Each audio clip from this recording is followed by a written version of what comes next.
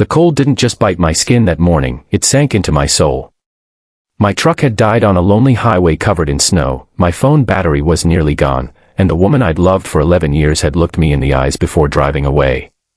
She didn't scream. She didn't cry.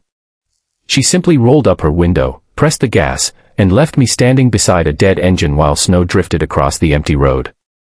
At that moment, I realized something far more painful than being stranded in the middle of winter. I had been abandoned in my marriage long before I was abandoned on that highway. Before we begin, if you believe kindness still has the power to change lives and that everyone deserves a second chance, please like this video, share it with someone who needs hope today, leave a comment, and subscribe to Dot. Your support helps us continue sharing stories that remind the world compassion still exists. My name is Daniel Harper. I was 41 years old, a diesel mechanic in a small Pennsylvania town, and I honestly believed hard work could fix almost anything. Engines made sense to me. Broken marriages didn't. For years I woke before sunrise, worked 10-hour shifts repairing trucks, came home exhausted, and tried my best to give my wife, Rebecca, the life she wanted. Somewhere along the way, I stopped noticing that while I was busy providing for our future, she had stopped believing in ours. Every conversation became shorter. Every dinner became quieter. Every smile became forced. I blamed stress, bills, and long work hours. I never imagined she had already checked out emotionally months before I realized anything was wrong. That winter morning we were driving to visit her parents when the truck suddenly lost power. I managed to coast onto the shoulder. Snowflakes danced through the gray sky while freezing wind swept across the highway. I lifted the hood and immediately knew the alternator had completely failed. It wasn't something I could repair with the few tools I carried. Rebecca didn't ask if I was all right. Instead, she sighed with frustration, saying this was exactly why nothing in our lives ever worked out. Those words hurt more than the freezing air. Minutes later she called a rideshare from the nearest town. When it arrived, she climbed inside with her suitcase. She said she couldn't keep waiting on me anymore and that maybe it was time we both admitted this marriage had reached the end of the road. Then she disappeared into the snowfall without ever looking back. For nearly an hour I stood beside the truck watching vehicle after vehicle pass without stopping. My fingers were numb. My boots were soaked. My heart felt even colder than the weather around me. My phone finally died after one last unsuccessful attempt to call roadside assistance.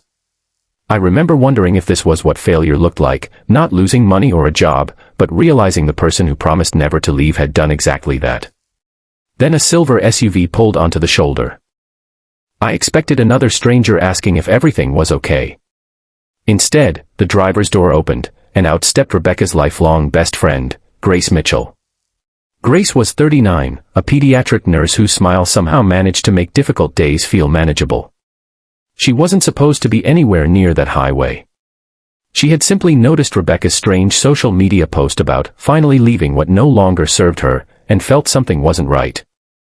When Rebecca ignored her calls, Grace guessed where we might have been traveling and started driving the route herself. She didn't ask embarrassing questions. She didn't judge either of us.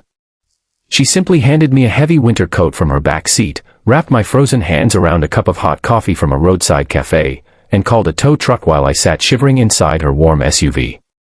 That simple act of kindness nearly broke me. After spending so long feeling invisible inside my own marriage, someone had finally noticed I needed help. Grace drove me home after the truck was taken to my shop. The house felt painfully empty. Rebecca had already packed many of her belongings weeks earlier without my realizing it. Closets had empty spaces. Picture frames were missing. The silence echoed through every room. Grace quietly stocked my refrigerator, made soup, and left before sunset, telling me I didn't have to go through everything alone.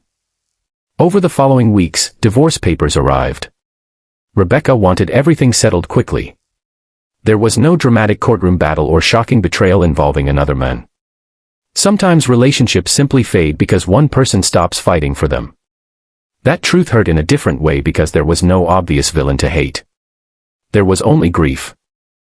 Grace checked on me every few days. Sometimes she brought groceries.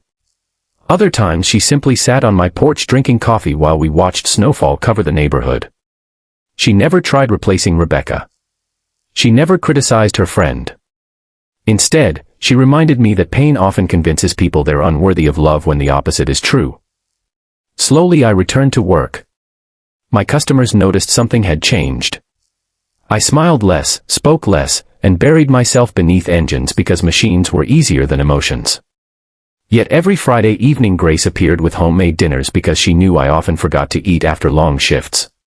The kindness wasn't loud. It wasn't dramatic. It was steady. Reliable. Quietly life-saving. Months passed before I discovered something remarkable. Grace volunteered every weekend repairing vehicles for struggling single parents and elderly neighbors who couldn't afford expensive repairs.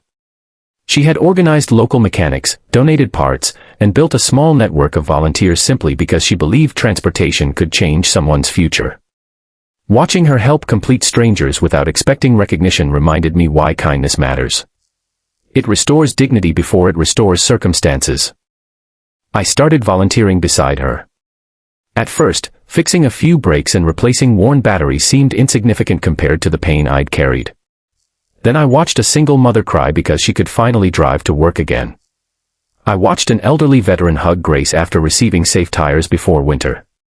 I watched teenagers learn mechanical skills that gave them confidence. Little by little, helping others repaired something inside me too.